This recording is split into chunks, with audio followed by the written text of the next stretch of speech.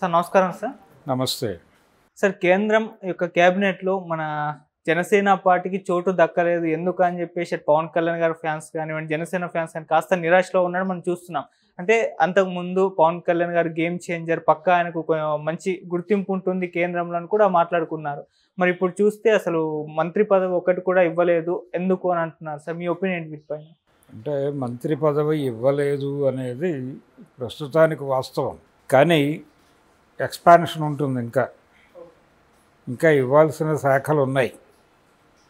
కాబట్టి ఇమ్మీడియట్గా ఈరోజు ఇవ్వలేదు కాబట్టి ఇవ్వలేదు శాశ్వతంగా అని అనుకోనక్కర్లేదు. రేపు మంత్రివర్గ విస్తరణలో ఇవ్వచ్చు.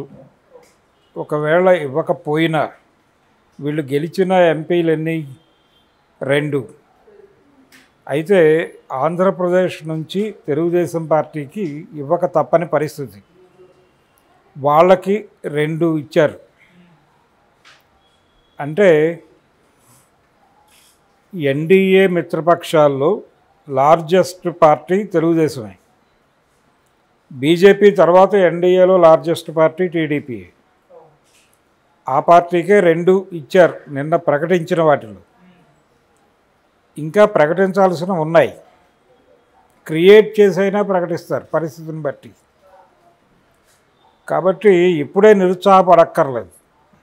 నిరుత్సాహపడటం వలన ప్రయోజనం ఉండదు. కానీ ముందు నుంచి బాలశౌరికి ఇచ్చే అవకాశం ఉంది అనే ప్రచారం జరుగుతోంది. బాలశౌరికి ఇవ్వటం కోసం ఇవ్వాలి అనేటువంటి ఆశ కలగటానికి కారణం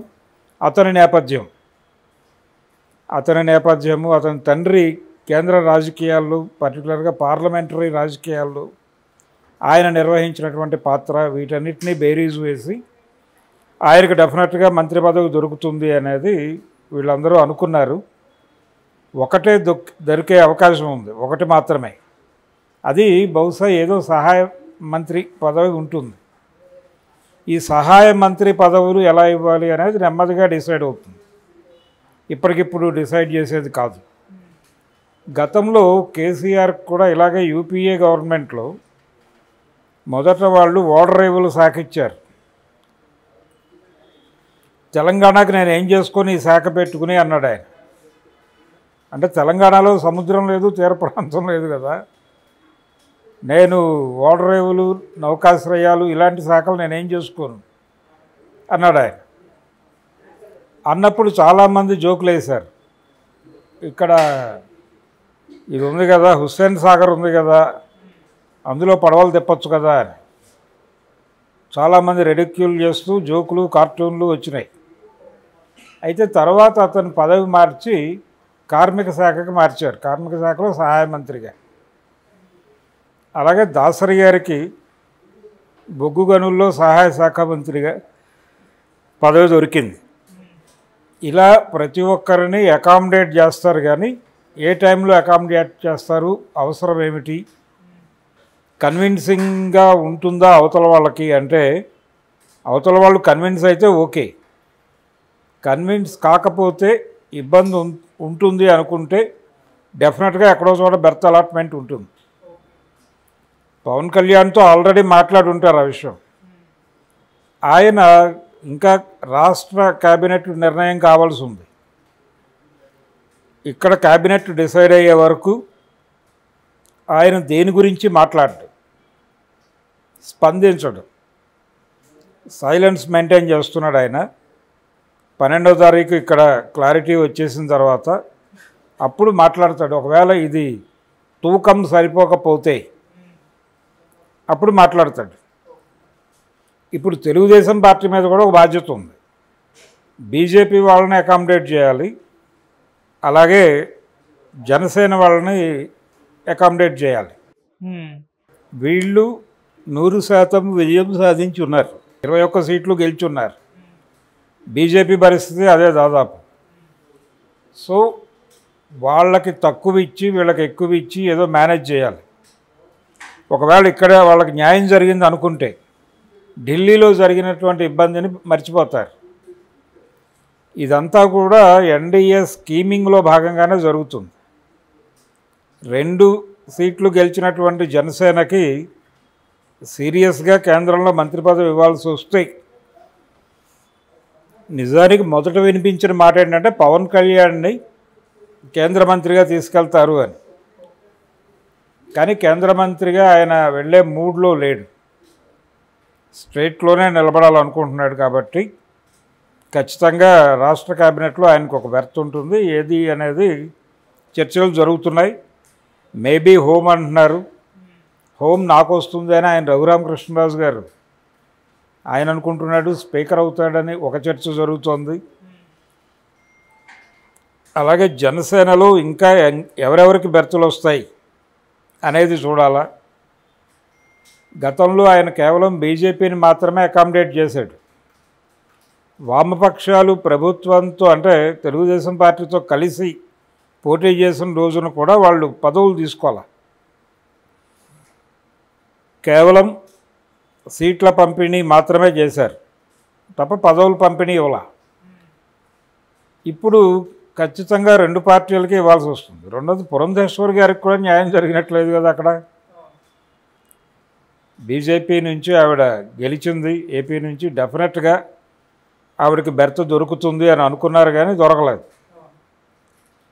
దానికి అంటే పైగా ఆవిడ అక్కడ రాష్ట్ర శాఖ అధ్యక్షురాలు కూడా అయినప్పటికీ ఆవిడ్ని పక్కన పెట్టారు. సో అదొక ఇండికేషన్. ఇంకా ఉంటుంది ఎక్స్పాన్షన్ అంటారు. ఈ ఎక్స్పాన్షన్లో ఆవిడ్ని సముదాయించి వీళ్ళకి ఇవ్వటమా లేకపోతే వీళ్ళని సముదాయించి ఆవిడకి ఇవ్వటమా, ఇదేదో మ్యానిపులేషన్ ప్రోగ్రామ్ ఉంటుంది. ఇది నడుస్తుంది ఇలా ఇంకో నెల రోజులు ఈ డ్రామా నడుస్తుంది. ఈ అసంతృప్తులు ఉంటాయి సహజంగానే. రేపు పవన్ కళ్యాణ్ గారికి బెర్త్ ప్రకటించిన తర్వాత ఇది కాదు మేము అనుకున్నది అని కూడా నిరుత్సాహపడవచ్చు క్యాడర్. ఒక సంకీర్ణంలో ఇలాంటి ఇబ్బందులు ఉంటాయి. 21 సీట్లకి పరిమితం అవటం ఏంటి జనసేన అని కూడా అన్నారు కదా. వాళ్ళు ఫీల్ అయ్యారు, బయట నుంచి వాళ్ళు ఫీల్ అయ్యేలాగా రెచ్చగొట్టారు కూడా. ఏది వైసీపీ నుంచే రెచ్చగొట్టారు. 21 స్థానాలకు అంగీకరిస్తావా నువ్వు పవన్ కళ్యాణ్ అని. ముద్రగడ పద్మనాభము, చేగొండి హరిరామ్ జోగయ్యలు రాసిన లేఖల వెనక వైసీపీ కూడా ఉంది కదా. వైసీపీ పాత్ర ఉంది. చాలా ఓపెన్గా అది ముద్రగడ ద్వారా బయటకు వచ్చింది. హరిరామ్ జోగయ్య వయసు రీత్యా కొంచెం సైలెంట్ అయిపోయి అలా ఉండిపోయాడు. కానీ ఆ రోజున ఆయన కూడా వీడియోలు కూడా విడుదల చేశాడు కదా మాట్లాడి. 21 స్థానాలు ఏమిటి అసలు, నువ్వు 2.5 ఏళ్ళు నువ్వు ముఖ్యమంత్రిగా అడుగు అని కదా హరిరామ్ జోగయ్య ప్రతిపాదన. 2.5 సంవత్సరాలు పవన్ కళ్యాణ్, 2.5 సంవత్సరాలు చంద్రబాబు. అటువంటి ఒప్పందానికి వాళ్ళు ఒప్పుకొని సంతకం పెడితే మాత్రమే నువ్వు పొత్తు పెట్టుకో, లేకపోతే అక్కర్లేదన్నాడు ఆయన. సో ఇలా రెచ్చగొట్టడం వెనకాల వైసీపీ ఉంది. ఆ రోజున రెచ్చిపోయేవాళ్ళు రెచ్చిపోయారు. నిజమే కదా ఆయన మాట్లాడుతోంది, 2.5 ఏళ్ళు మనం అడుగుదాం అని అన్న తర్వాత వీళ్ళందరినీ కూర్చోబెట్టి ఆయన మాట్లాడాడు. ఆయన కూడా ఆయన మనసులో కూడా ఆశ ఉంది, ముఖ్యమంత్రి అయితే బాగానే ఉంటుంది అనే అభిప్రాయం పవన్ కళ్యాణ్కి ఉంది. అది ఆ మాట ఓపెన్గానే అన్నాడు ఆ రోజు క్యాడర్ని కూర్చోబెట్టి మాట్లాడిన రోజు. ముఖ్యమంత్రి అనేది బాగానే ఉంటుంది, అవ్వాలనే కోరిక నాకు కూడా ఉంది, ఇంతకుముందు లేదు కానీ ఇప్పుడు ఉంది. అయినప్పటికీ ఉన్నటువంటి పరిస్థితుల్లో మనకి ఏది న్యాయం, ఎంతవరకు అడగచ్చు, ఎంతవరకు వెళ్ళొచ్చు అనేది మనం జడ్జి చేసుకోకుండా అనవసరమైనటువంటి వివాదాల్లోకి వెళ్ళొద్దు. అందుకని ముఖ్యమంత్రి ఇలాంటివి బయటకు మాట్లాడకండి అని చెప్పాడు ఆయన. సో అదే ఇప్పుడు చెప్తాడు. మనకి ఏ పదవులు ఎలాట్ అవుతాయో దాన్ని బట్టి మనం ఎంటర్ అయిపోయి ముందు మన పరిపాలన ప్రారంభిద్దాం. ఆ తర్వాత అంటే వాళ్ళ గోల్ ఇదేదో ఇక్కడే ఉండిపోవడం కాదు. జనసేన గోలు ఈ 21 సీట్లు గెలిచి ఇక్కడ 4 బెర్తులు అక్కడ ఒక బెర్తు తీసుకోవటం కాదు. ఈ పార్టీని జనంలోకి నింపి జన హృదయాలలోకి తీసుకెళ్ళి దీనికంటూ ఒక ఓట్ బ్యాంక్ని కన్సాలిడేట్ చేసుకోవాల్సినటువంటి ప్రోగ్రాం ఉంది వాళ్ళకి. సీట్ల సంఖ్య పెంచుకోవటం కావాలి, కీలక పార్టీగా ఎదగాలి. దానికి మొదటిసారి వాళ్ళకి అవకాశం దొరికింది. ఈ అవకాశాన్ని సద్వినియోగం చేసుకోవాలి అనే ఉద్దేశం ఆయనకు ఉంది కాబట్టి అనవసరమైన వివాదాల్లోకి, ఇలాంటి చిన్న చితక వ్యవహారాల్లోకి వెళ్ళడం.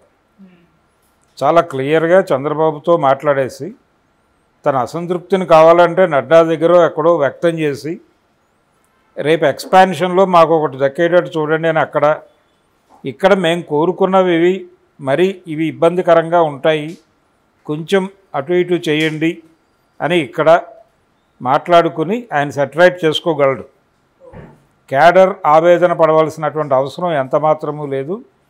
పవన్ కళ్యాణ్కి ఆ గుర్తింపు అక్కడ ఉంది, ఇక్కడ ఉంది. అయితే పవన్ కళ్యాణ్ మీద లోకేష్కి ఒక చిన్న కోపం ఉంది. ఆయన పవన్ అన్న ఇవాళ మాట్లాడుతున్నాడు కానీ బయటికి ఇంటర్నల్గా తాను ముఖ్యమంత్రి కాకుండా చేసింది పవన్ కళ్యాణ్ అనేటువంటి ఒక బాధ ఉంది ఆయనకి, ఒక పెయిన్ ఉంది. ఆ పెయిన్ ఇంకా కొనసాగుతోంది ఆయనలో. కాబట్టి ఆయనకు ఏ రోల్ దక్కుతుంది క్యాబినెట్లో అనేది కూడా కీలకమే. బయటకి ఒకటి, లోపల ఒకటి ఉంటుంది జనరల్గా పొలిటీషియన్స్. లోకేష్లో ఆ ప్రాబ్లం ఉందనేది మనకు 2-3 సందర్భాల్లో క్లియర్గా అర్థమైంది. ఈ గెలుపు ఊహించి ఉండకపోవచ్చు, ఆయన ఊహించి కూడా ఉండొచ్చు.